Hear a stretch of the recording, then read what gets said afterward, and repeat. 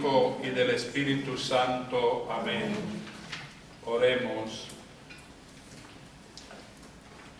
Dios del amor y de la esperanza, venimos ante tu presencia con humildad y con fe a suplicarte, Señor bueno, que nos bendigas con un mejor entendimiento de tu palabra santa.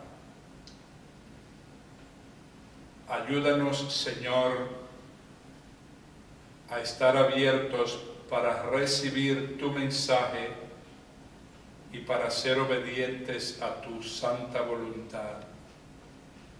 Esto te lo pedimos en el nombre del Señor Jesús, tu Hijo, que vive y reina contigo en la unidad del Espíritu Santo, por los siglos de los siglos. Amén. En el nombre del Padre, del Hijo y del Espíritu Santo. Amén.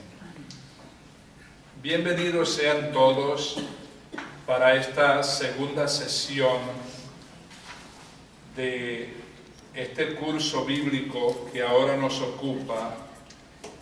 Si ustedes recuerdan, en la clase introductoria yo les expliqué que este es un curso que está dividido en 12 partes y que está centrado en los libros narrativos de la Biblia, para darnos, por decirlo así, lo que es la columna vertebral de la historia de la Biblia, la historia más grande que jamás seres humanos hayan podido escuchar. Y si ustedes recuerdan, estos 12 períodos están identificados por colores diferentes, y el período que ahora nos ocupa a nosotros, que es el período del mundo primitivo, está dividido en dos partes, la clase de hoy y la del próximo mes que viene. El color turquesa de este periodo, yo ese color no lo conozco mucho como con el nombre de color turquesa, sino con el nombre de color verde agua, que es como un verde azuloso. Se representa con este color porque de ese color es que se ve la Tierra cuando es vista desde el espacio con los satélites y desde la estación espacial que tenemos allá arriba en el espacio. Este periodo se llama el mundo antiguo y lo hemos dividido en dos partes. El periodo entero del mundo antiguo son los primeros 11 capítulos del libro del Génesis. La primera parte es la parte comprendida por los 3 primeros capítulos del libro del Génesis. Yo les quiero decir una frase que el autor de este curso sacó de un profesor de historia occidental, que digo esta frase: el final depende del principio. Y eso es muy cierto sobre las Sagradas Escrituras. Permítanme explicarles por qué. Cristo es el sentido de la Sagrada Escritura. El Antiguo Testamento está basado en el evento futuro que llamamos Jesucristo. O sea que de una manera o de muchas maneras el Antiguo Testamento contiene profecías sobre Jesucristo el Señor.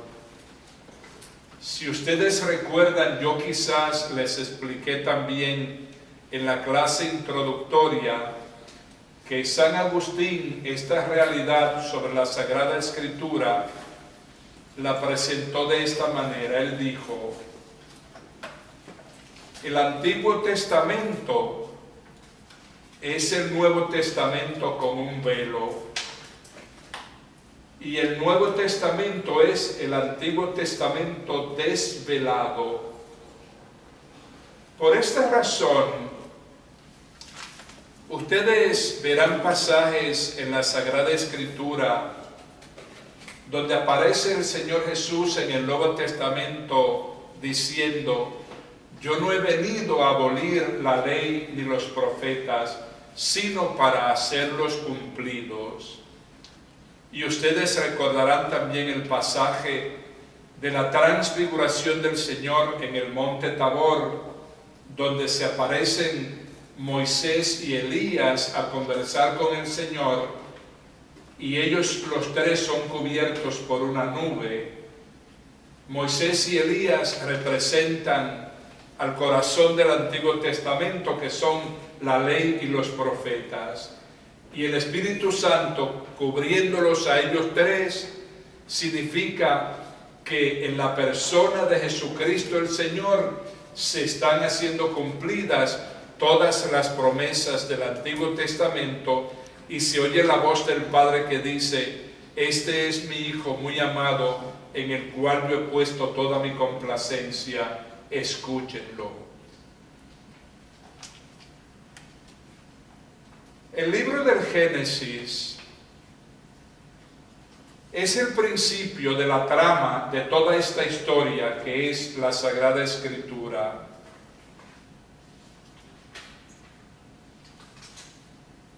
Y nosotros debemos estar muy claros sobre cómo se interpreta la Sagrada Escritura desde el punto de vista católico. Los santos padres de la Iglesia se fijaron siempre en el estilo literal del texto. Yo les quiero explicar, yo ahora tengo que entrar en un aspecto un poco conceptual, muy académico, para poder entender esto bien. Yo voy a tratar de desmenuzarlo y de bajarlo a nuestra realidad. Ellos se fijaron siempre en el sentido literal del texto. ¿Por qué razón? Para ver qué es lo que dice el autor sagrado, cuál es el objetivo del autor sagrado.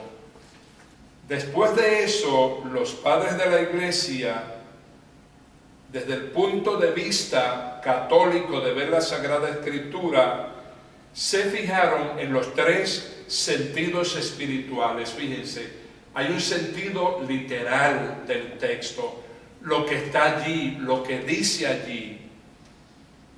Pero hay tres sentidos espirituales que son muy importantes que nosotros los podamos entender para también nosotros poder estar bien a tono con la Sagrada Escritura.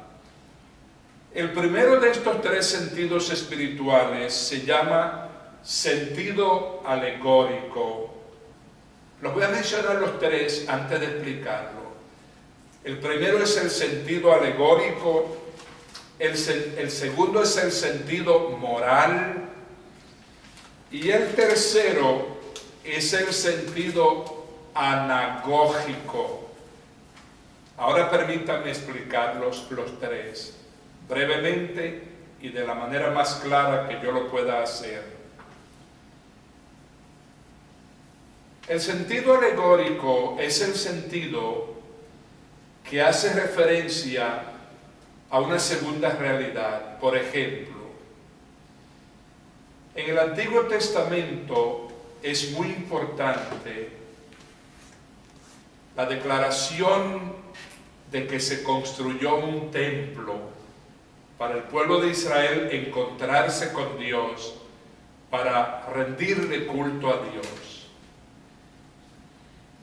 Esto se ha investigado mucho Y efectivamente, en todas las culturas de alrededor, también se le llamó templo a un sitio donde la gente se reunía, los paganos, para rendirle culto a sus dioses, para relacionarse con sus dioses.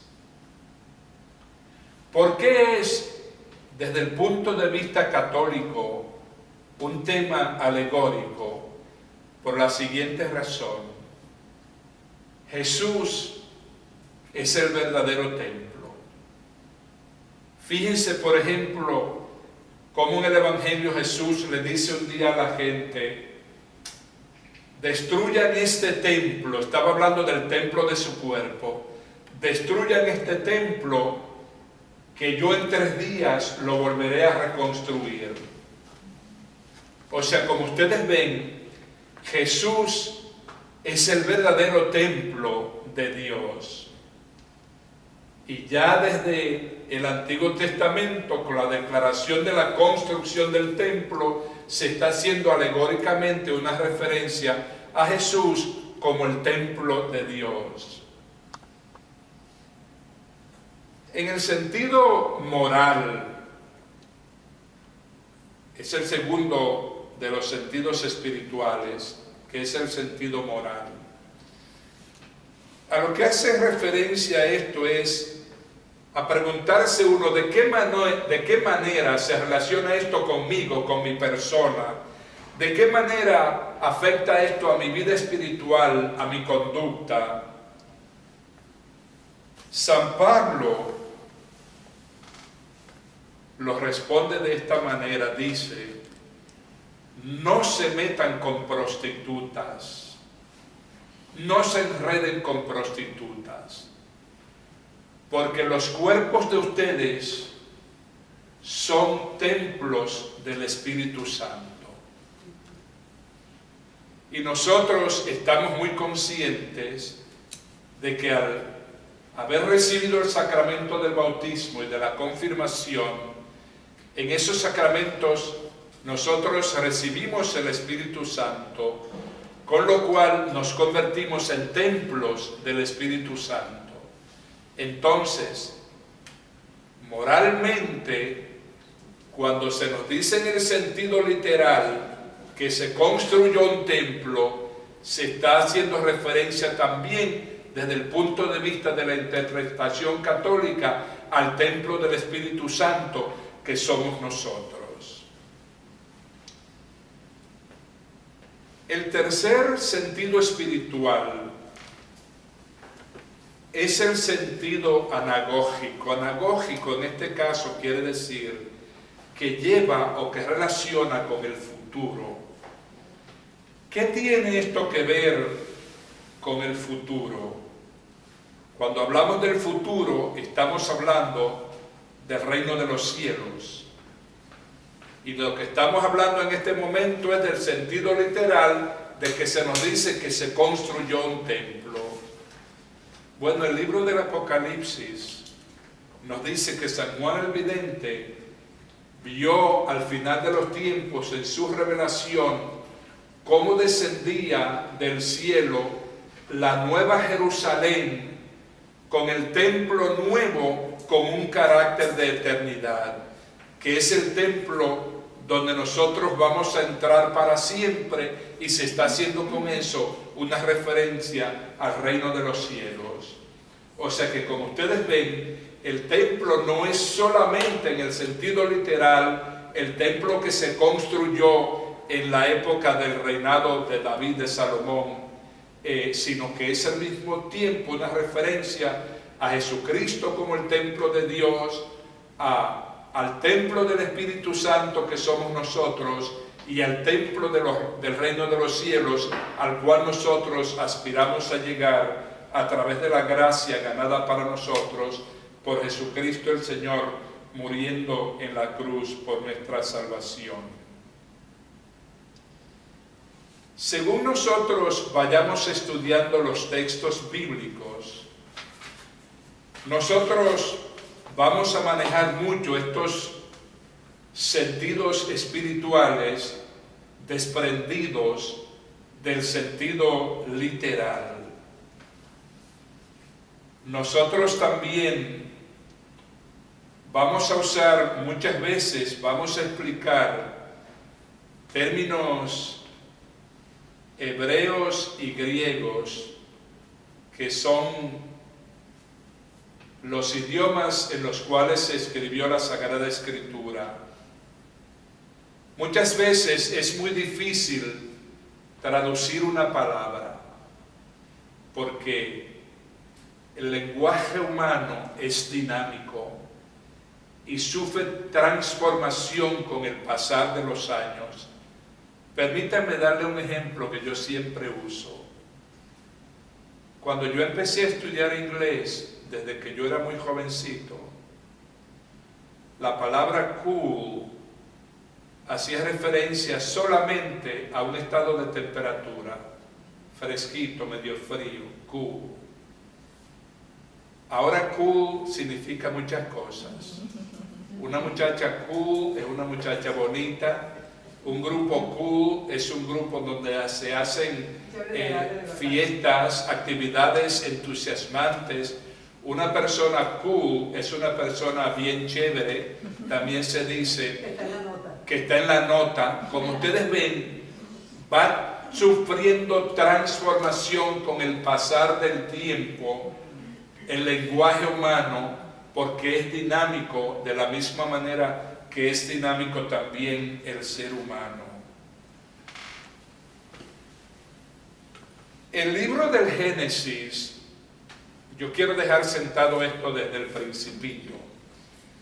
El libro del Génesis no es un libro de tratado científico, no es el objetivo del autor sagrado, no es un libro científico, ni nunca fue el objetivo del libro del Génesis. Tampoco tiene como objetivo ser una descripción exhaustiva de toda la creación, pero Dios nos da una descripción con una razón muy particular en la narración del principio en el libro del Génesis. Y esa intención particular de Dios es que Él, Dios, es el creador de todo lo que existe. Todo lo que existe fue creado por Dios. Uno se podrá hacer muchas preguntas de tipo científico, pero al final vamos a caer siempre en Dios. Dios es el creador de todo lo que existe y Él es al mismo tiempo el centro de la historia y es el centro de nuestra vida.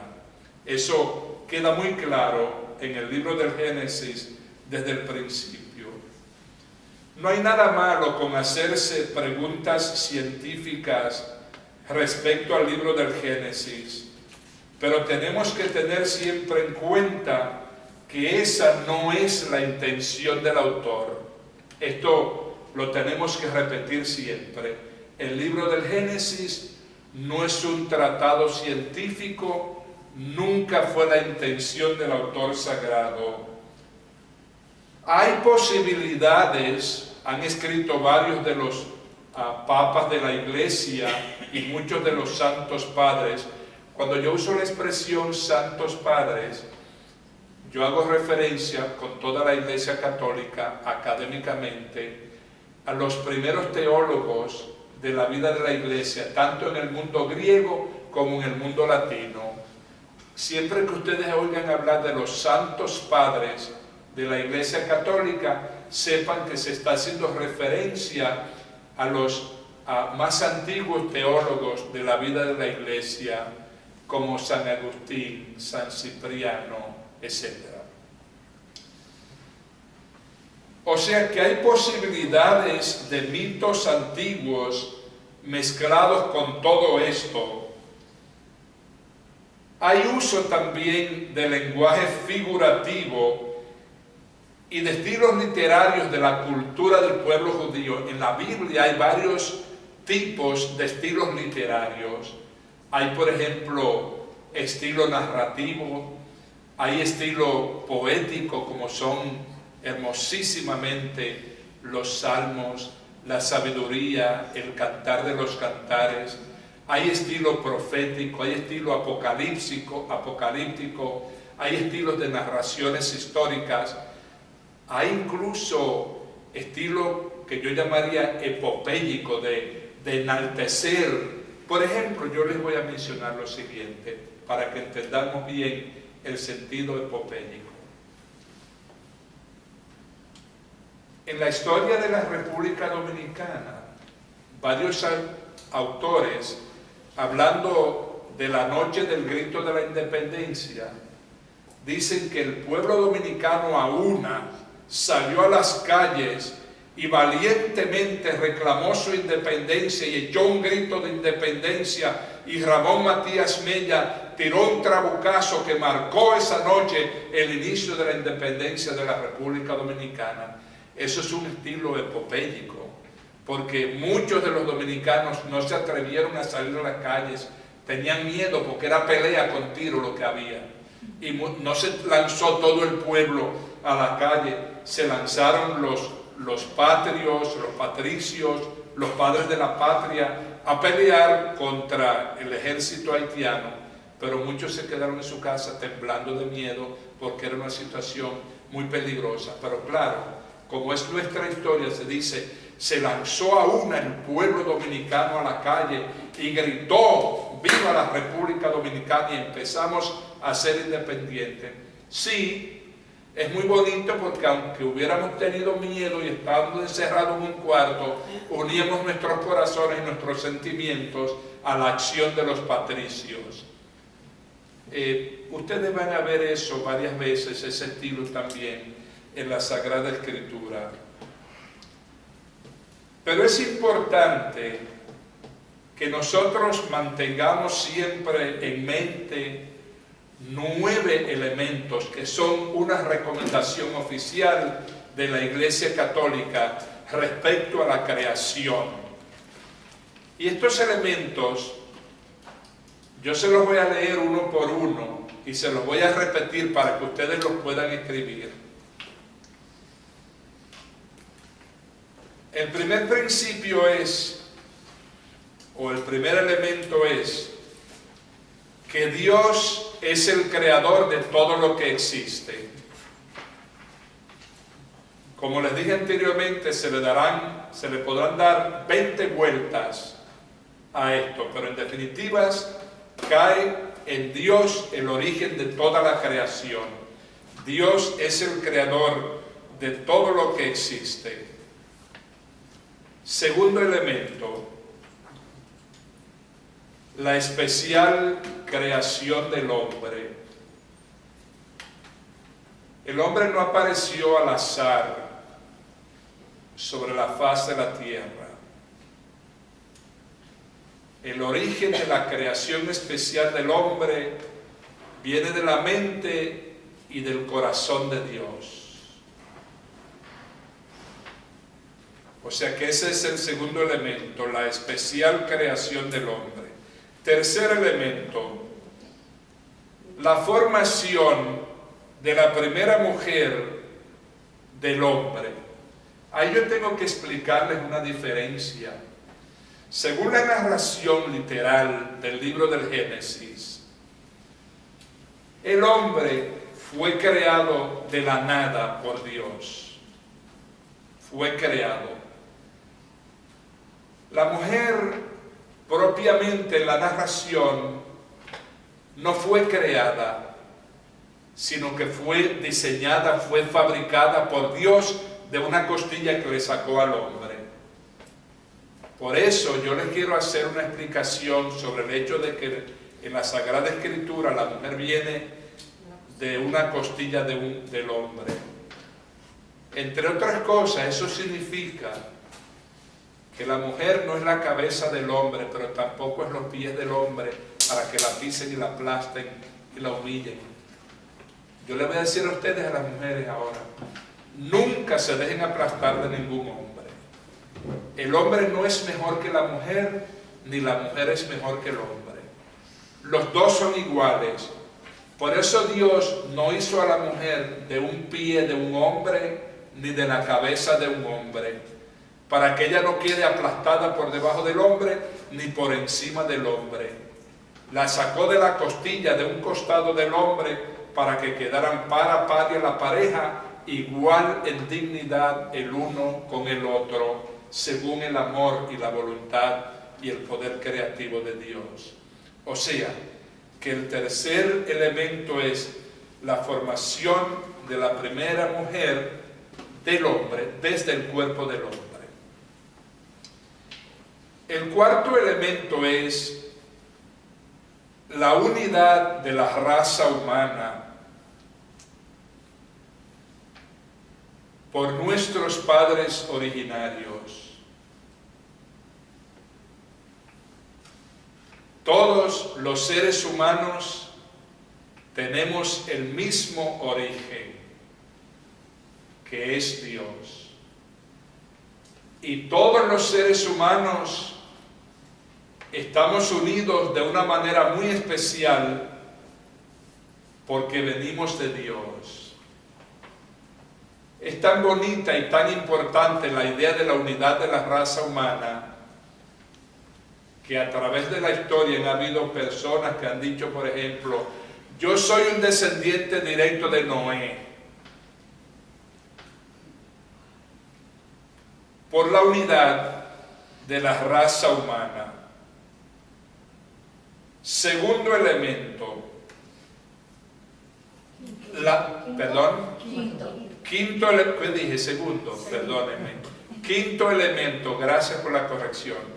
Quinto elemento, la felicidad original de nuestros primeros padres. Dios no creó al ser humano problemático. Dios creó al ser humano con una felicidad original. Por esto este quinto elemento se llama la felicidad original de nuestros primeros padres, que después vamos a ver cómo ellos mismos la destruyeron por la desobediencia a Dios. El sexto elemento es el mandato divino de que el hombre probara su obediencia. Esto hace referencia al hecho de que Dios le dijo a Adán y Eva sobre aquel árbol especial plantado en el medio del paraíso. Podían comer de todo lo que había en el paraíso, menos de ese árbol. Ese fue un mandato de Dios. Ahí estaba Dios poniendo a prueba la obediencia de nuestros primeros padres. El séptimo elemento es la transgresión o la violación de ese mandato por la instigación del demonio a través de la serpiente. Lo repito, la transgresión de ese mandato por la instigación del demonio a través de la serpiente. Un poquito más adelante vamos a volver sobre la serpiente. El octavo elemento es la caída de nuestros primeros padres del estado de inocencia. Eso fue lo que generó la transgresión a la voluntad, al mandato de Dios. O sea que el octavo elemento es la caída de nuestros primeros padres del estado de inocencia con que Dios los había creado, se sobreentiende. Y el noveno elemento es la promesa de un futuro redentor. Para que no nos enredemos, yo quiero adelantar un poquito algo que después quiero explicar. ¿Cómo aparece en el libro del Génesis la promesa de un futuro redentor? Es con la declaración que Dios le hace a la mujer y a la serpiente. A la mujer le dice: tú vas a parir, a alumbrar a tus hijos con dolor, vas a tener dolor para dar a luz a tus hijos. Y a la serpiente, oigan lo que les dice: y la estirpe de la mujer a ti te aplastará la cabeza. ¿Quién es el vencedor del demonio? En el Nuevo Testamento, Jesucristo el Señor. O sea que ahí está ya implícita la promesa de Jesucristo como Redentor. Todo esto se nos presenta a nosotros bajo la forma de un lenguaje figurado para darnos el mensaje. O sea, yo les puedo decir a ustedes: miren, estoy reventando de alegría. Ese es un lenguaje figurado, porque yo no estoy reventando. Si me estuviera reventando, estuviera el corazón por dentro explotado y los riñones explotados y el hígado y los pulmones. No estoy reventando, pero en un lenguaje figurado estoy diciendo: estoy que me exploto de la alegría, estoy borbotante de alegría, ¿entienden? O sea, tenemos que tener siempre en cuenta estos lenguajes figurados que aparecen a lo largo de la Sagrada Escritura. Otra vez, no es una historia científica, pero cambia la historia de la relación de Dios con el hombre y con el mundo, adaptada a la mentalidad de personas de poca cultura. Fíjense, el mundo estaba en un estadio muy en ciernes de evolución, de avance cultural, de avance científico. Fíjense que la ciencia nos enseña que apenas hemos logrado desarrollar el 9% de nuestras capacidades cerebrales. Y sin embargo ya podemos con un telefonito celular a larga distancia hacer que nuestra impresora conectada con nuestra computadora en nuestras casas hagamos una copia de algún texto a la distancia. Hemos ido a la luna, estamos en el espacio solamente con el 9% del desarrollo de las capacidades cerebrales.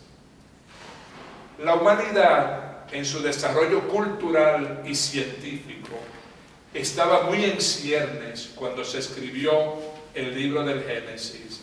Imagínense que el libro del Génesis se hubiera puesto a narrar la fertilización in vitro. No se podía hablar de eso porque la ciencia y el pecado no estaba todavía tan avanzada. La manera como los antiguos hebreos narraban la historia era diferente a otras maneras de narrar la historia. Nosotros no podemos pretender que el libro del Génesis como historia esté narrada de la misma manera que hoy narramos la historia en el momento presente en nuestro país, por ejemplo, que se van dando fechas exactas, se narran los acontecimientos, se dice quiénes estaban, a qué hora llegaron, a qué hora partieron, quién mató a quién, dónde lo enterraron, quién fue el padre de la patria, por qué se le llama el padre de la patria. No se puede escribir de esa manera la historia de la Sagrada Escritura en el libro del Génesis, porque es otro contexto, es otro tipo de historia. No podemos pretender que esa historia se escribiera con los criterios de los avances científicos y toda la metodología que hoy tenemos. Por eso es siempre necesaria una sana y científica exégesis, estudio explicativo de la Sagrada Escritura, para nosotros poder entender la Sagrada Escritura. Por ejemplo, fíjense, yo les acabo de mencionar a ustedes que en el momento de la transfiguración del Señor Jesús en el monte Tabor, se le apareció a él Moisés y Elías, que conversaban con él y una nube vino y los cubrió. Y uno dice, pero ven acá, qué raro que se le aparecieran Moisés y Elías. Elías está en el cielo desde hace 800.000 años. Y Moisés muerto desde hace 800.000 años también. Oye, ¿de dónde sacaron esas dos gentes? ¿Quién los trajo allí para que se juntaran con Jesús? ¿Y por qué los cubrió una nube? ¿Qué habrá pasado? ¿Que vino una nube a cubrirlos? Uno tiene que saber hacer exégesis, explicación científica de la Biblia. ¿Qué representa Moisés? La ley. ¿Qué representa Elías? A los profetas. La ley y los profetas con la alianza son los elementos más importantes del Antiguo Testamento. Y aparecérseles ellos al Señor Jesucristo en el monte Tabor a conversar con Él y ser cubiertos por una nube que representa al Espíritu Santo, significa, ya les había dicho yo anteriormente, que en la persona de Jesucristo el Señor se hacen cumplidas todas las promesas del Antiguo Testamento. Eso es una exégesis seria y científica desde el punto de vista bíblico, y por eso nosotros no podemos nosotros venir y para yo leer la Biblia, déjame verla, voy a abrir aquí a ver qué me dice. El año 10, el día 1 del mes 3, me dirigió la palabra del Señor: Hijo de hombre, di al faraón, rey de Egipto, y a sus tropas, ¿a quién te pareces en tu grandeza? Yo sé. Para mí, esto lo que significa es esto y esto. Yo no puedo interpretar la Biblia desde el punto de vista de mis antojos personales.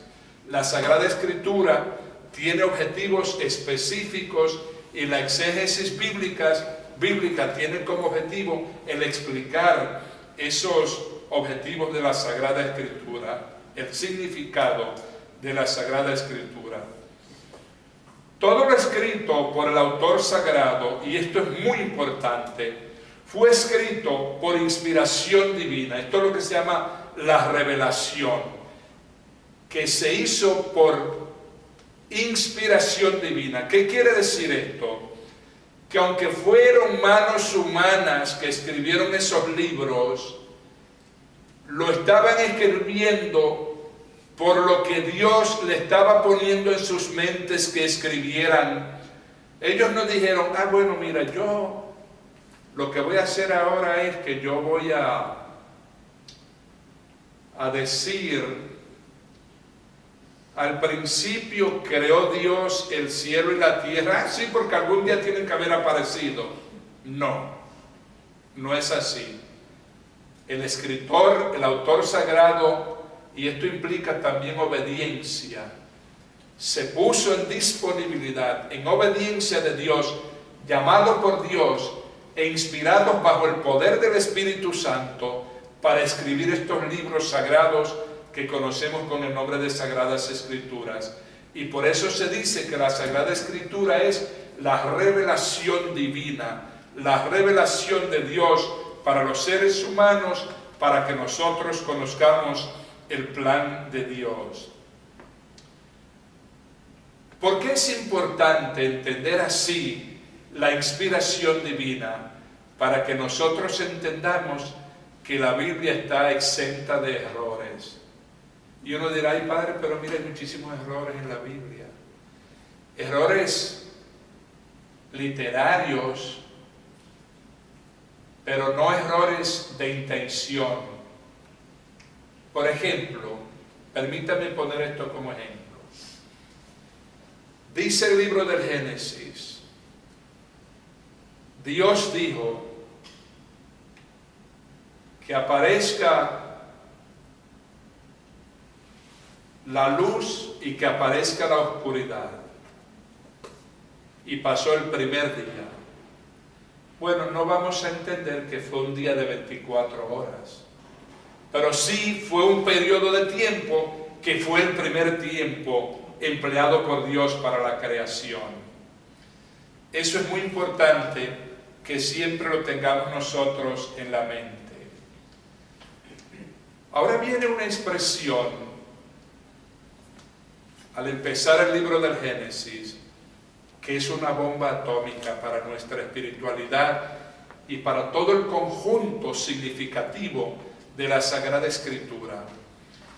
¿Por qué se llama ese libro el libro del Génesis? Hay una palabra hebrea que es Breshit. Breshit quiere decir en hebreo el principio. ¿Cómo empieza el libro del Génesis? Al principio Dios creó el cielo y la tierra. Al principio, Breshit, en el Génesis. Y por eso se llama el Génesis este libro. Pero también yo les quiero leer a ustedes, yo les voy a dar esta cita bíblica y voy a leer parte de ella. La cita bíblica es del apóstol San Pablo a los Colosenses. En el capítulo 1, versículos del 1 al 15. Dice así San Pablo el apóstol. Pablo, oigan bien las palabras, Pablo, apóstol de Cristo Jesús por voluntad de Dios, y el hermano Timoteo, a los consagrados de Colosas, hermanos fieles en Cristo, gracia y paz a ustedes de parte de Dios nuestro Padre. Siempre que rezamos por ustedes, damos gracias a Dios, el Padre de nuestro Señor Jesucristo, porque estamos enterados de su fe en Cristo Jesús y del amor que tienen a todos los consagrados a causa de la esperanza que les está reservada en el cielo. Ustedes alcanzaron esta esperanza cuando les llegó el mensaje verdadero de la buena noticia, el cual está dando fruto y creciendo en todo el mundo, lo mismo que entre ustedes, desde el día que oyeron hablar y conocieron de verdad la gracia de Dios.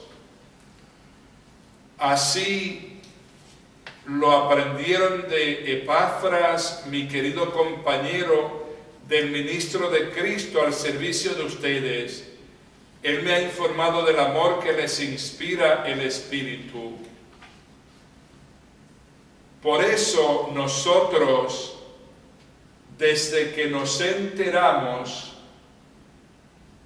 perdónenme que yo empecé desde el principio, es Colosenses capítulo 1, versículos del 15 y los siguientes, del versículo 15 en adelante, dice: Él es imagen del Dios invisible, primogénito de toda la creación. Está hablando de Jesús, primogénito de toda la creación, pues por Él fue creado todo en el cielo y en la tierra, lo visible y lo invisible, majestades, señoríos, autoridades y potestades. Todo fue creado por Él y para Él. Él es anterior a todo y todo tiene, y todo lo que existe se mantiene en Él. Él es la cabeza del cuerpo de la iglesia. Él es el principio, el primogénito de los muertos, para ser en todo el primero. En Él decidió Dios que residiera la plenitud. Por medio de Él quiso reconciliar consigo todo lo que existe, restableciendo la paz por la sangre de la cruz, tanto entre las criaturas de la tierra como en las del cielo. O sea que, como ustedes ven, lo que San Pablo nos está diciendo en su teología es que Cristo es el principio de todo. Cristo está en el principio de la intención de la creación de Dios. Ahora váyanse al Evangelio de San Juan y vean en el prólogo del Evangelio, en el capítulo primero, desde el versículo primero, cómo dice el prólogo del Evangelio de San Juan. Recuerden que el libro de Génesis empieza diciendo: en el principio Dios creó el cielo y la tierra. ¿Cómo dice San Juan desde el principio de su Evangelio? Al principio existía la palabra, y la palabra estaba junto a Dios, y la palabra era Dios. La palabra en este caso es Jesús. La palabra, hay otra expresión que es el verbo de Dios. ¿Por qué se usa la expresión verbo o palabra? Porque recuerden que yo les dije también en la clase anterior que hay en la palabra de Dios un poder creador. Y dijo Dios: hágase esto y esto y esto, y fue hecho por su palabra, porque su palabra lo pronunció, y en su palabra hay un poder creador. Al principio existía la palabra, fíjense, la palabra por antonomasia, el verbo. ¿Quién es el verbo? Jesús es el verbo de Dios. Y por eso yo les pido que siempre que ustedes vean en la Sagrada Escritura esta expresión, al principio o desde el principio, relaciónenlo con el principio de la creación en el libro del Génesis. La tierra, dice el libro del Génesis, al principio era sin forma y vacía, no había nada. Es difícil imaginárselo, pero efectivamente no había nada.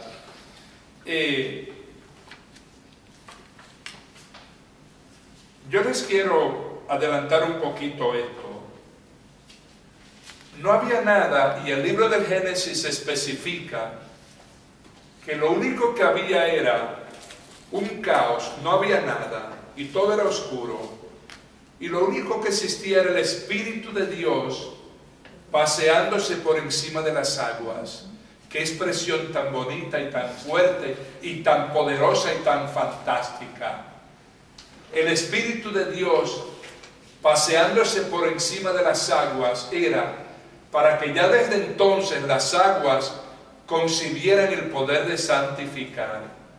Y por eso es en el agua bautismal donde nosotros somos limpios del pecado y renacidos a una nueva vida, que es la vida en el Espíritu Santo, que ya se paseaba por encima de las aguas desde el principio de la creación.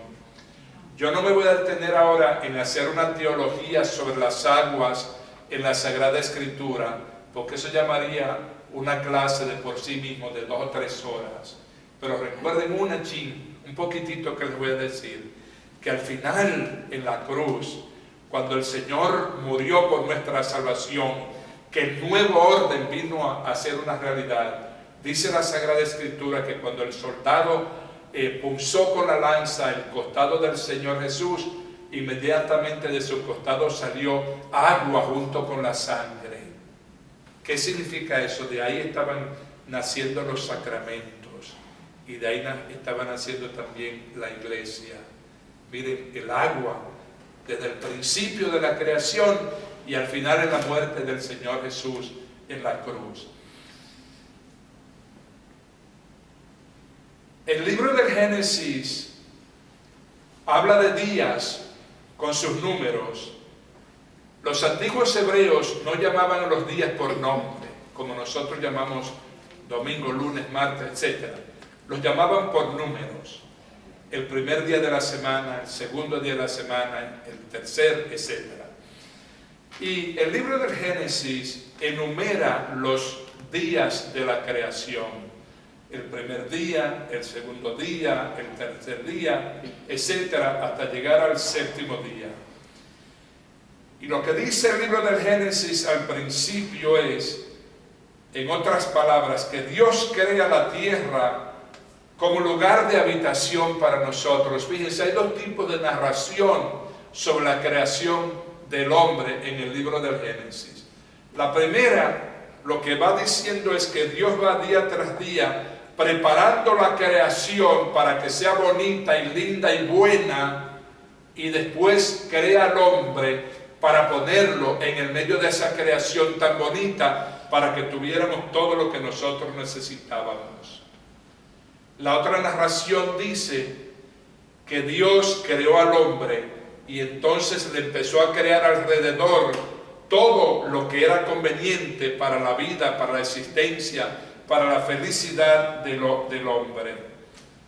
Esos días, como ya les he dicho anteriormente, no los debemos entender como días de 24 horas, como lo entendemos hoy, una hora de 60 minutos, eso repetido 24 horas hace un día. No es así. Lo importante es saber que hay un periodo, hay un espacio de tiempo a través del cual Dios transformó el caos en belleza, la no existencia, la feura, la oscuridad de todo, Dios lo transformó en belleza. Yo les voy a decir a ustedes cuál es la palabra griega para belleza. Es cosmos. De ahí viene la palabra cosméticos, que usan las mujeres para ponerse bonitas.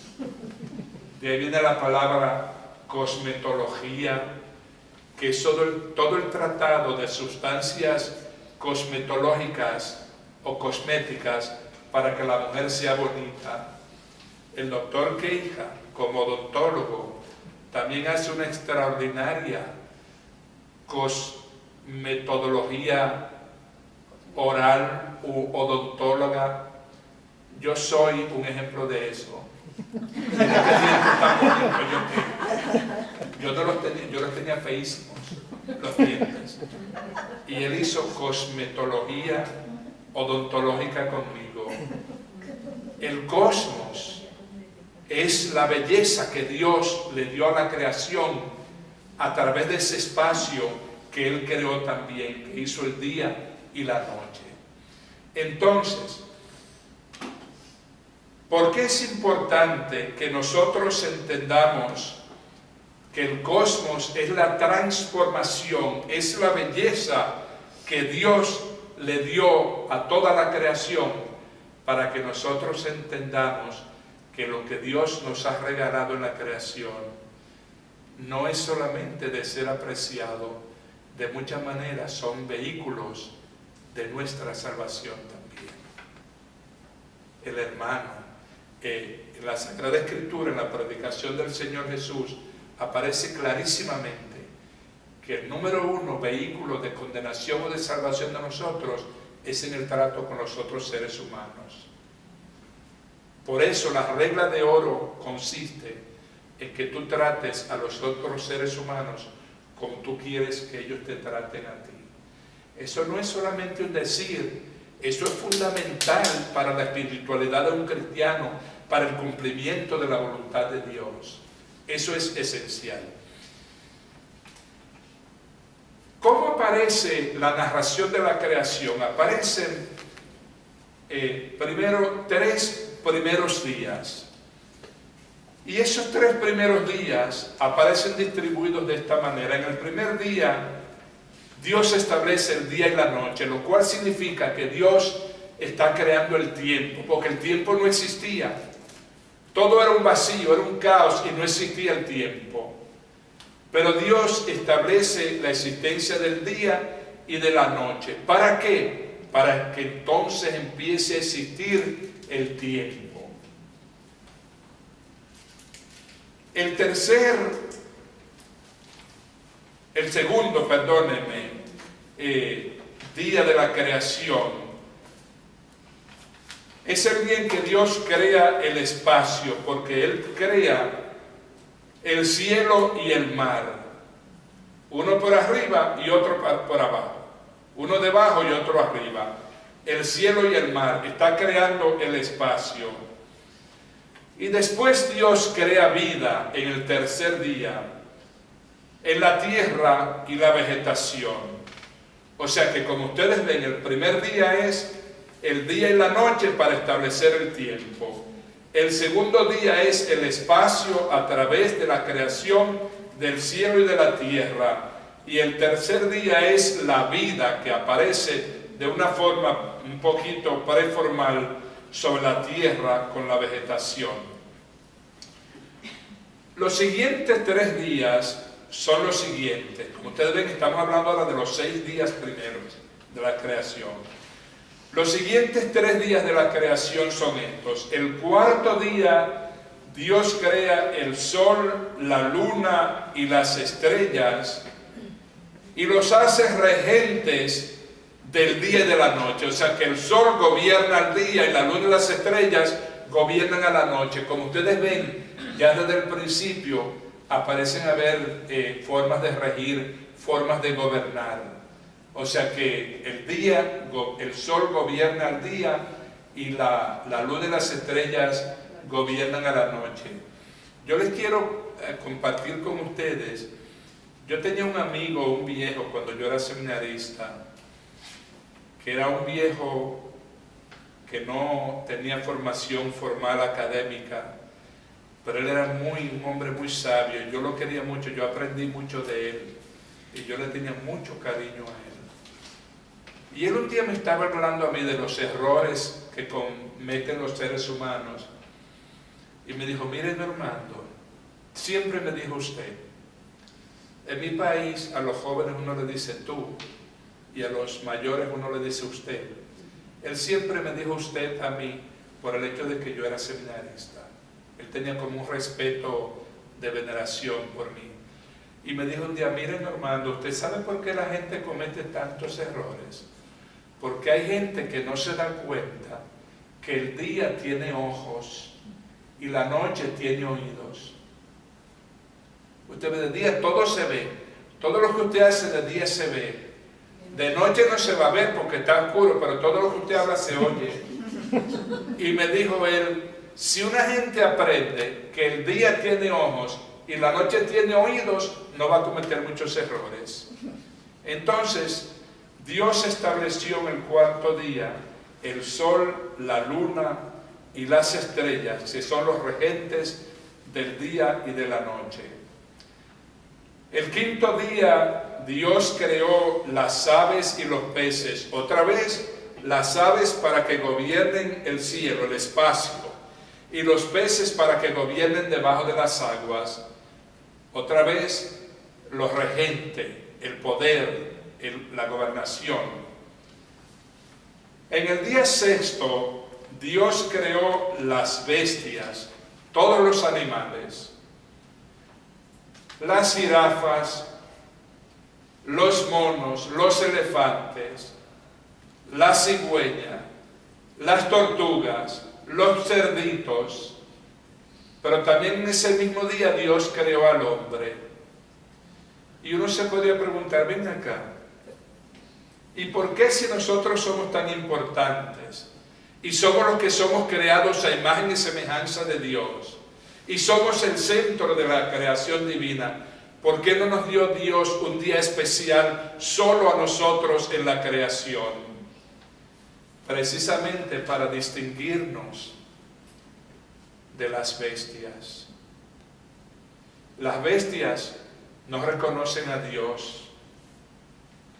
Las bestias no saben.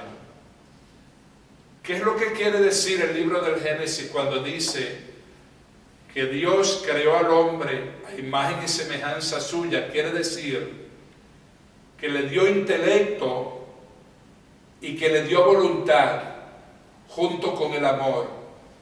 Y el intelecto es el que informa a la voluntad.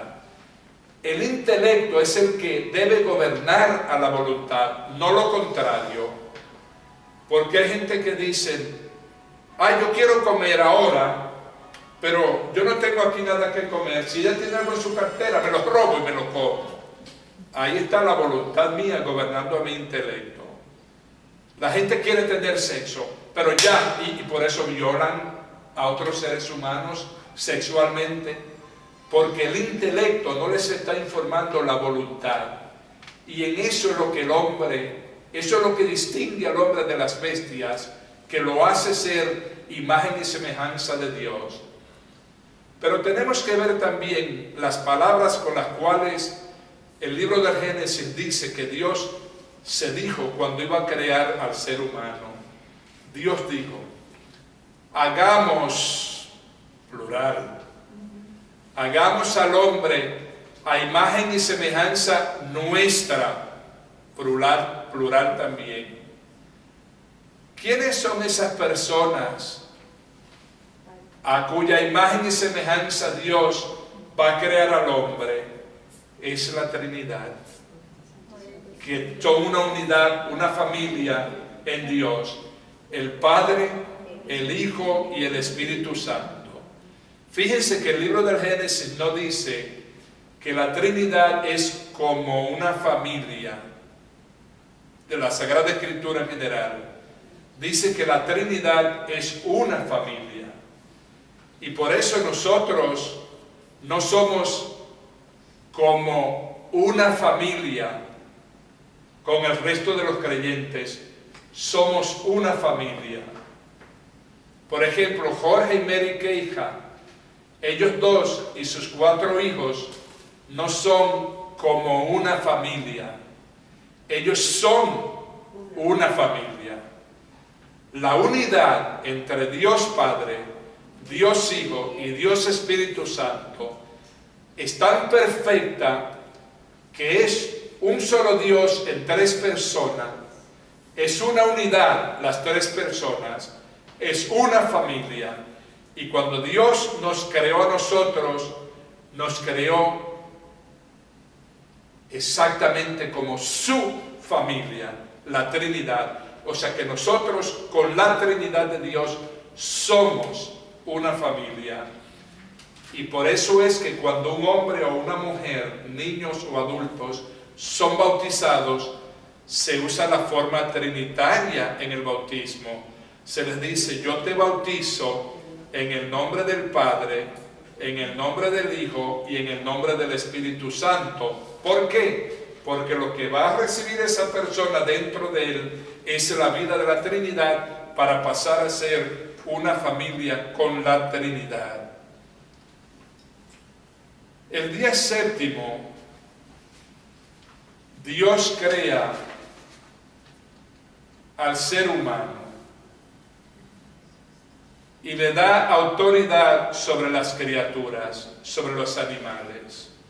Recuerden lo que yo les dije, los animales no tienen el intelecto que tiene el ser humano, que es lo que lo hace a él diferente de los otros seres vivientes de la creación. El ser es imagen y semejanza de Dios, con un intelecto, una sabiduría, una bondad y un amor que reflejan todo el amor de Dios. La Sagrada Escritura describe a Dios como amor. No dice Dios es como amor. Dios es amor. Ustedes recuerdan un himno que cantamos mucho, decimos, Dios es amor. La Biblia lo dice en el capítulo 1, versículo 8, primero de Juan.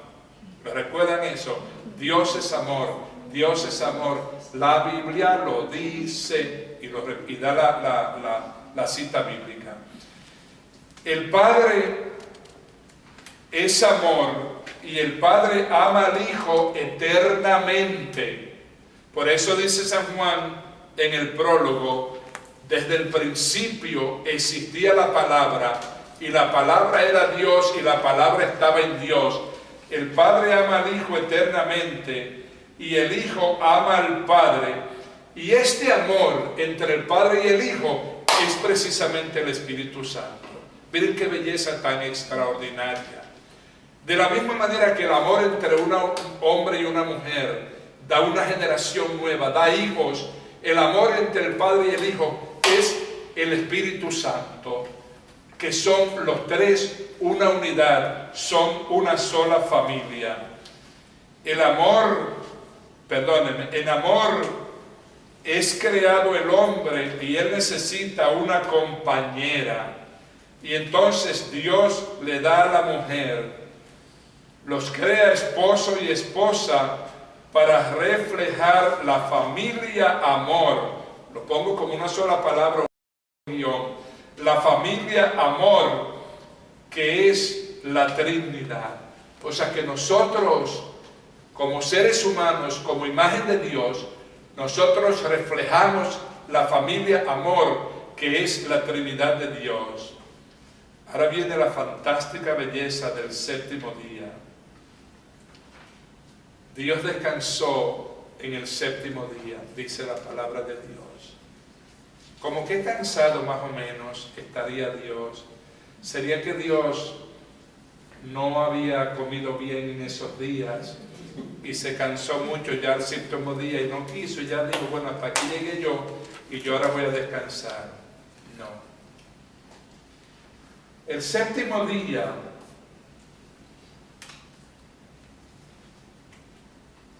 es un día que está descrito, fíjense, la creación entera está descrita en términos de un hogar, con ventanas, con puertas, con pisos, con pilares. Está hablando de un hogar para la inhabitación de la familia. Ese hogar es la imagen del templo, donde los hombres y las mujeres se tienen que reunir para separarse de las bestias.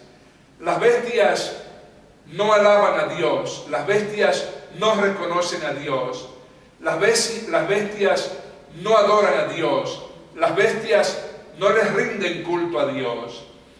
El séptimo día es un día separado, es un día aparte para que nosotros pongamos aparte el trabajo nuestro y entremos a trabajar para Dios, porque nosotros con Él fuimos creados, con el Señor Jesús, por Él y para Él fuimos creados.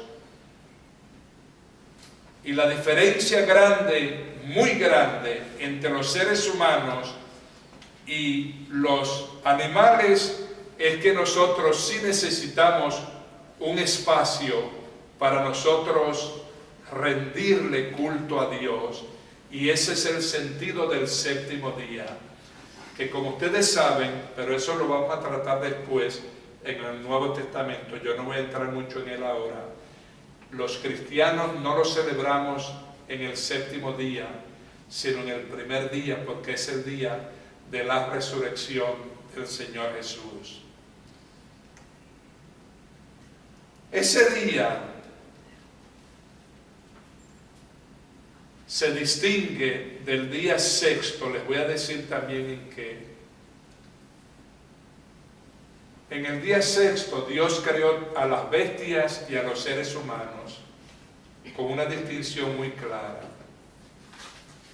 Creados en el sexto día.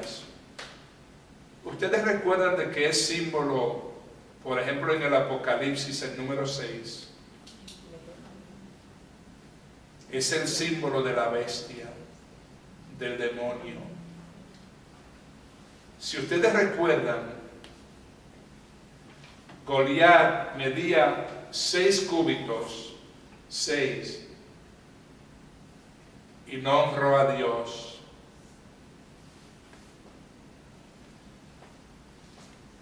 Muchos personajes malos a lo largo tanto del Antiguo como del Nuevo Testamento están representados o tienen una cualidad que hace referencia al número 6.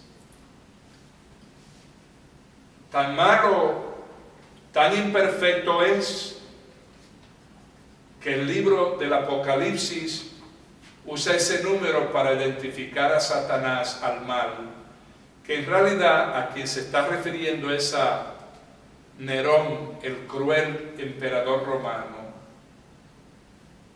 El número 6 es el símbolo de Satanás.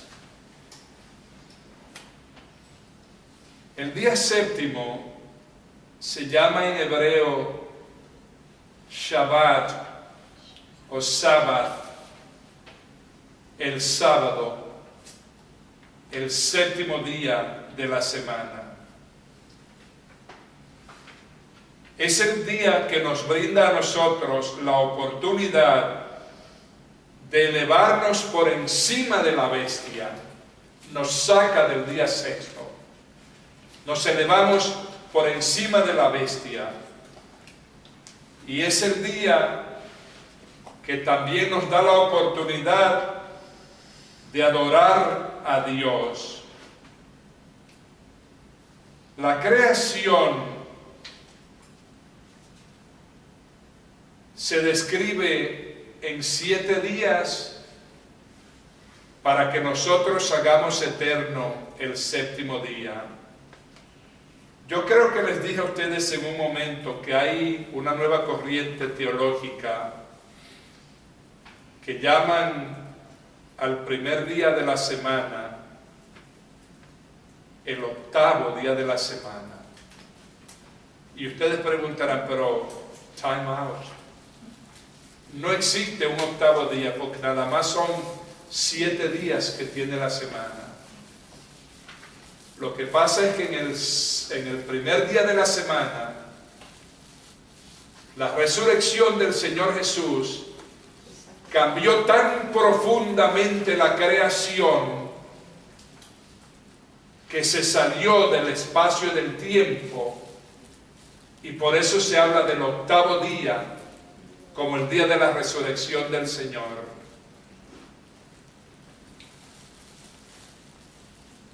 Recuerden que cuando el Señor Jesús murió en la cruz, dice el Evangelio, que el velo del templo se rasgó desde arriba hasta abajo. Y a esto lo acompañó muchas señales en el cielo, rayos y truenos. ¿Por qué?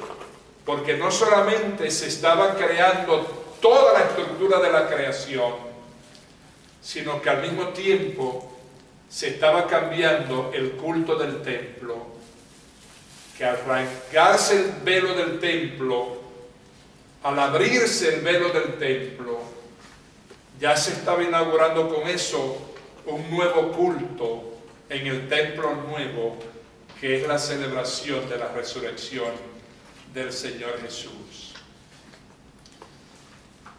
El tercer capítulo del libro del Génesis nos habla sobre la caída. Dios le dio al primer hombre y a su mujer con una palabra hebrea que aparece en el libro del Génesis. Shamar es la palabra. Shamar, así mismo se escribe en castellano. S-H-A-M-A-R. Shamar. Shamar es una palabra hebrea que quiere decir proteger y cuidar. Esto hacía referencia a proteger y cuidar la vida de la familia que es la Trinidad en el paraíso. Dios había creado al ser humano exactamente como la familia de la Trinidad, y a través del Shamar Dios le estaba dando al ser humano la orden de cuidar, de proteger esa integridad linda que habíamos recibido, que es la vida de la Trinidad en nosotros. Con la caída perdieron los seres humanos los regalos que se llaman preternaturales.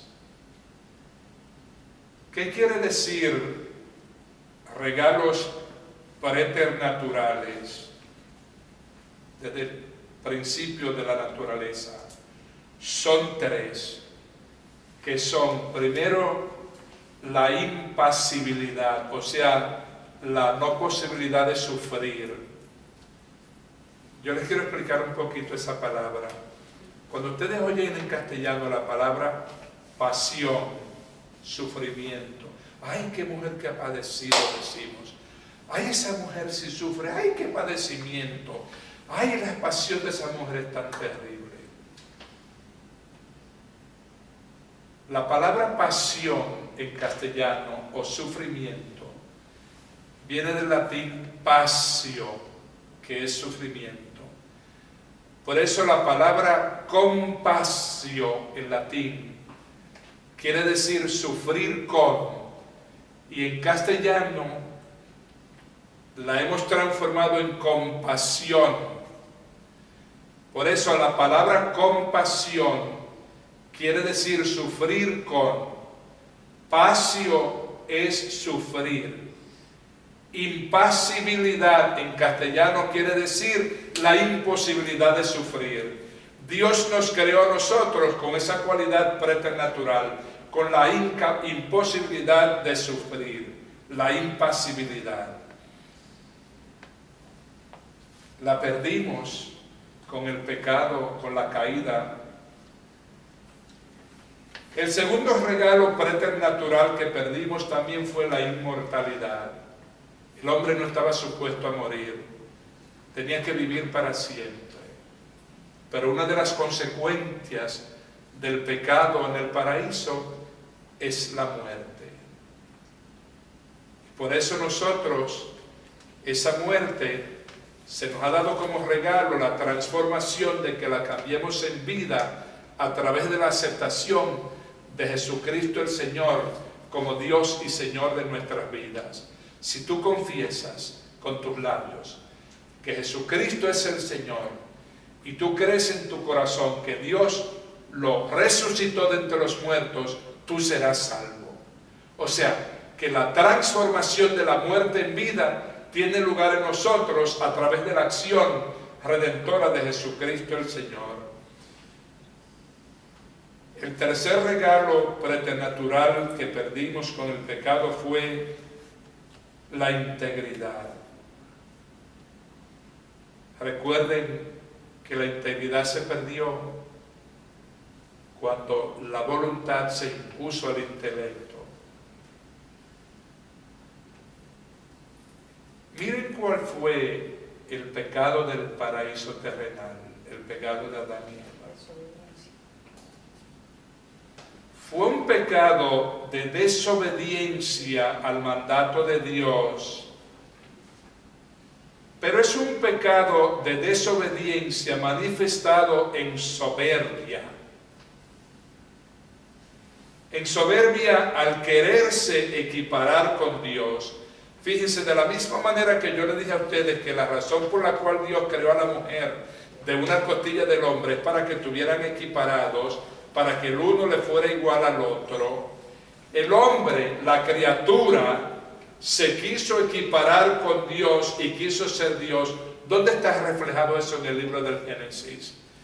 El demonio, la serpiente, le preguntó, ¿ustedes pueden comer de todo lo que hay en el paraíso? Y Eva dijo, no, de todo no. Podemos comer de todo casi, pero hay un árbol especial. De ese ha dicho el Señor que no podemos comer de ese, que tenemos que obedecer, de ese no podemos comer, porque nosotros moriríamos. Y Satanás le dijo, ¡ah! Haciéndole caso a Dios, miren, les mintió. Eso es Satanás actuando, la serpiente, que se van a morir. Miren, ustedes saben qué es lo que pasa. Si ustedes comen del árbol, del fruto de ese árbol, y Dios lo sabe muy bien, ustedes entonces van a llegar a ser iguales que Dios, conocedores del bien y del mal. Ustedes van a ser iguales que Dios, y Dios no quiere eso. Y entonces ellos comieron del fruto del árbol prohibido del paraíso. Fue un pecado de desobediencia manifestado en la soberbia de quererse equiparar con Dios. ¡Qué pecado tan horrible! Y eso fue lo que entonces nos trajo la pérdida de estos regalos preternaturales que Dios nos había dado. Querer ser como Dios. Todo esto, el permitir que la voluntad se ponga por encima del intelecto, Eso es lo que la teología moral de la Iglesia Católica llama la concupiscencia, que es cuando el intelecto se oscurece y la voluntad se debilita. Mira, hay gente que por quieren dinero, pero no lo quieren trabajar. Se lo quieren quitar al que lo trabaja. Entonces ven, si lo mato, le quito el dinero y ¡pum!, lo matan y le quitan el dinero. La voluntad se impuso sobre el intelecto, la concupiscencia. Lo que les dije anteriormente, me gusta esa mujer, pero ella no va a acceder conmigo y yo la tengo que tener. Yo tengo que tener sexo con ella. Y la acecho en un oscuro y la agarro y la violo. Impusimos la voluntad por encima del intelecto. Dejamos que la concupiscencia nos dominara y con eso estamos repitiendo el pecado de la soberbia y de la desobediencia que se cometió en el paraíso terrenal. ¿Por qué pasó todo esto? Porque el libro del Génesis dice que la serpiente era el más astuto de los animales. La palabra para la serpiente en hebreo en ese momento es la palabra Nahash. Lo pueden escribir N-A-H-A-S-H,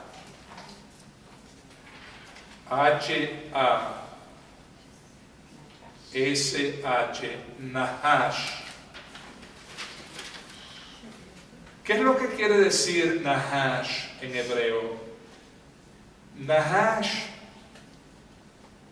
es un monstruo del mar,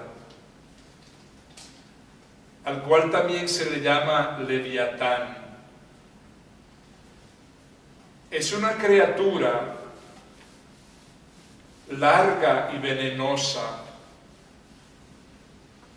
Nahash es la identificación de Lucifer, que era el mayor de los ángeles de Dios, y él se rebeló contra Dios, y él armó guerra contra Dios, y por eso él fue expulsado del reino de los cielos. Y desde ese día Satanás odia a Dios y le tiene envidia a Dios. Fíjense que no estoy diciendo odiaba a Dios, ni estoy diciendo le tenía envidia a Dios, sino que estoy diciendo odia a Dios y envidia a Dios. Y nosotros tenemos que estar muy conscientes de eso, porque el demonio se manifiesta de muchas maneras, en muchos momentos, a muchos seres humanos, para hacerlos caer, para alejarlos de Dios, porque el demonio odia a Dios. Fíjense, cuando Jesucristo iba a empezar su ministerio público para salvarnos a nosotros del pecado, fue a hacer penitencia, ayuno y oración en el desierto. ¿Y quién se apareció ahí a molestar? Satanás. Se apareció a tentar a Jesús y le puso varios tipos de tentaciones. Y Jesús siempre rechazó las tentaciones del demonio. Hubo una manera final de Jesucristo rechazar las tentaciones, que fue nombrando a ese Nahash con su nombre. Le dijo Jesús: apártate de mí, Satanás. Como ustedes recuerdan, en la Sagrada Escritura, por el nombre se toma dominio y control de una persona. Al mencionarlo con su nombre, apártate de mí, Satanás, lo estaba eliminando con autoridad. Nosotros con Jesucristo estamos identificados por el sacramento del bautismo, de tal manera que con Jesús somos uno. Y nosotros tenemos con Jesús el poder, y por el Espíritu Santo que habita dentro de nosotros, de apartar a Satanás y de vencer a Satanás, y decirle siempre así: apártate de mí, Satanás, con las palabras que usó Jesús. No tenemos que dejarnos tentar del demonio. Él va a intentarlo de muchas maneras, pero tenemos nosotros que rechazarlo. Por eso yo siempre les digo en la predicación en la misa, que nosotros tenemos que hacer una conciencia de nuestra fe para nosotros abrazar el bien y rechazar el mal. El bien es la representación de Dios, el mal es el Nahash, es el Leviatán, es el Lucifer, es Satanás. Lo tenemos que rechazar.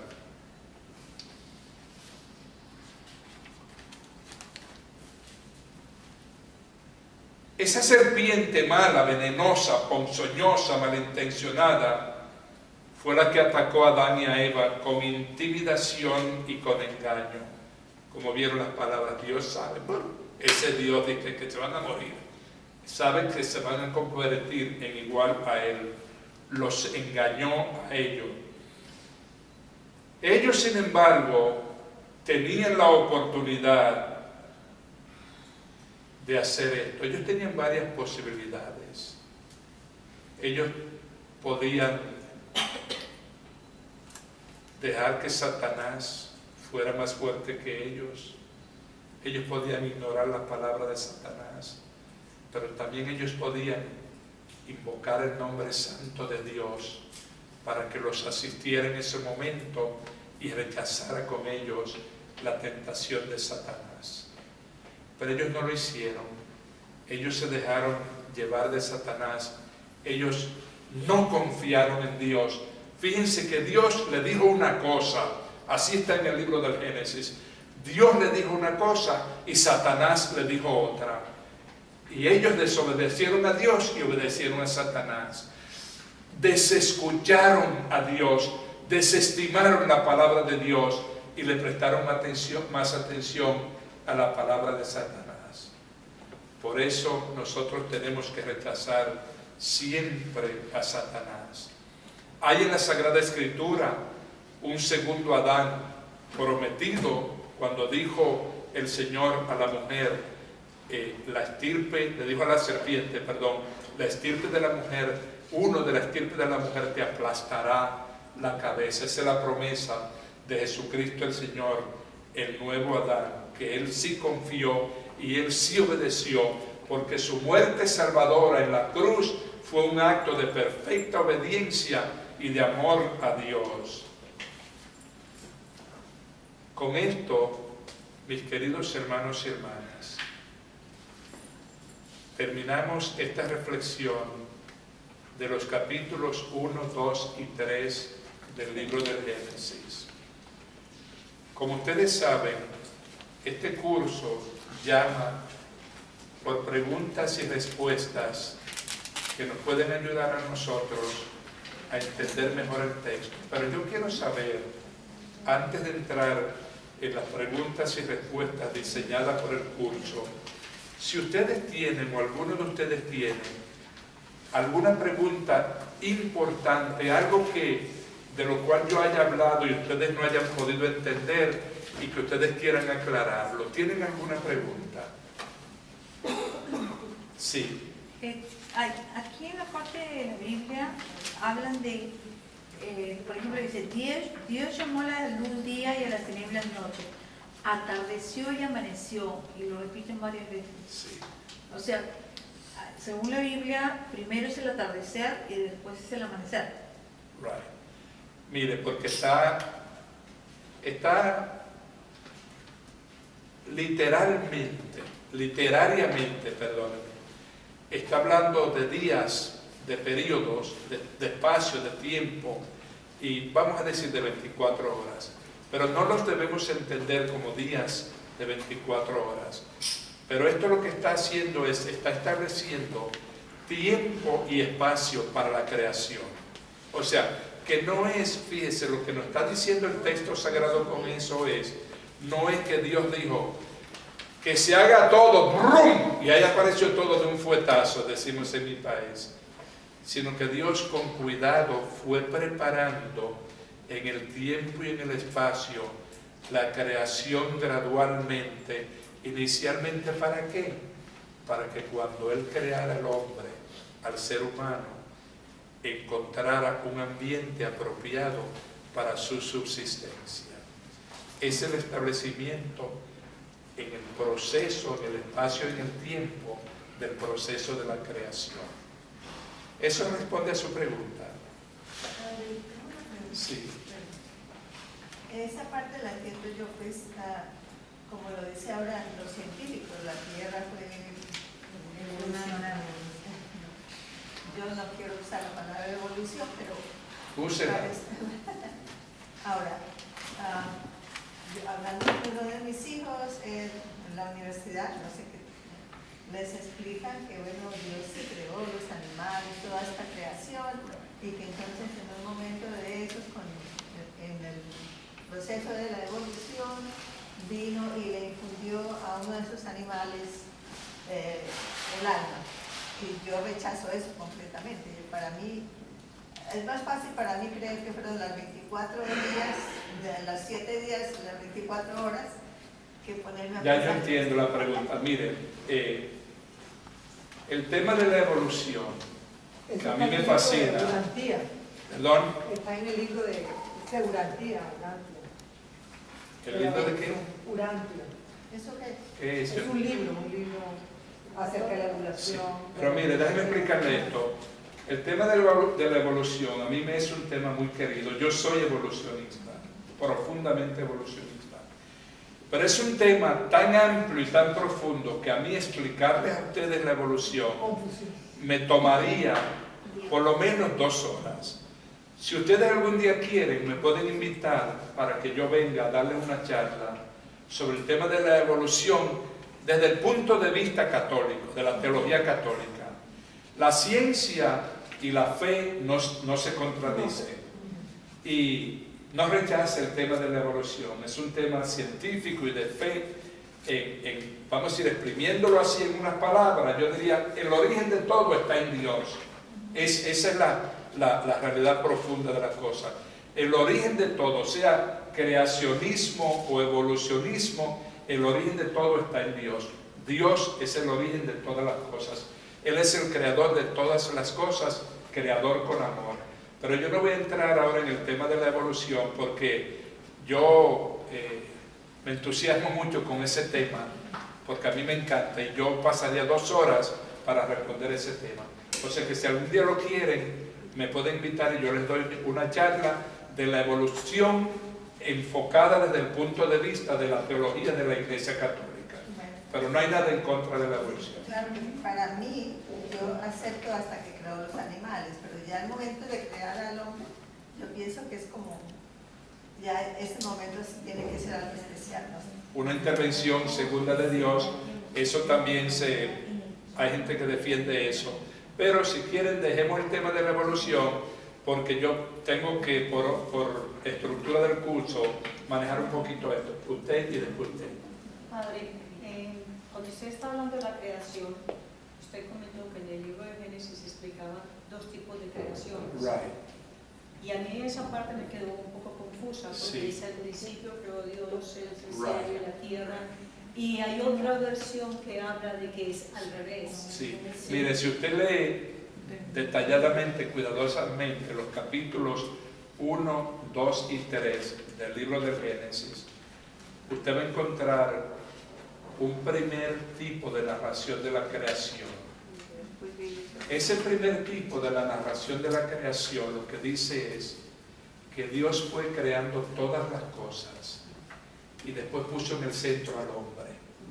O sea, creó todas las cosas para el bienestar del hombre. La otra narración, a continuación, lo que dice es que Dios creó al hombre y después le fue creando todas las cosas alrededor. Pero en ambos casos, el hombre es el centro de la creación. Eso es lo importante. ¿Por qué razón? Porque el hombre es la imagen y la semejanza de Dios, que tiene que ser sagrada para nosotros. Por eso siempre tenemos que rechazar a Satanás. Okay. Padre, ¿podría usted explicar en capítulo 3, versículo 23 y 24, cuando el Señor nos expulsó de Edén, del paraíso, Perdón, empiece otra vez la pregunta. Ajá. Me ¿Me distrae. podría explicar un poquito mejor en el capítulo 3, versículo 23 y 24, cuando Dios expulsó a Adán y a Eva del paraíso? Ya entiendo, sí. Ese paraíso es celestial. Mire, Y después que puso unos querubines ¿usted con podría guardianes. explicar si guardianes qué significa eso? ahí volvemos a los tipos de lenguaje que usa la Sagrada Escritura. Fíjense, si ustedes se fijan bien, la expulsión del paraíso es porque ellos desobedecieron a Dios. Tiene consecuencias. La desobediencia, la rebelión contra Dios, tiene consecuencias. Entonces, el sacarlos del paraíso quiere decir, ustedes actuaron mal, ustedes pecaron, ustedes optaron por no ser la familia mía. Yo los creé a ustedes como familia mía. Ustedes no son, ustedes optaron por no ser mi familia. Se tienen que salir. Pero ahí mismo, Dios, que es tan infinitamente bueno, les prometió un redentor. Uno de la estirpe de la mujer le va a aplastar la cabeza a la serpiente. Como ustedes ven, Dios los estaba castigando y al mismo tiempo le estaba haciendo una promesa. Esa promesa, yo les quiero decir desde ahora, que la vean como la primera cierne de la alianza. Es como el primer titular de la alianza. Hay una promesa que Dios está haciendo. ¿Entiende? Entonces, Dios no les está negando la salvación para siempre. Dios, ni siquiera Dios les está quitando nada. Ellos mismos lo perdieron por su desobediencia. Entonces, la exclusión del paraíso, eso es lo que significa. Incluso fíjense como dice que en el oriente del paraíso, entonces Dios puso un arcángel para que cuidara la entrada del paraíso. Era para que siempre miraran al oriente.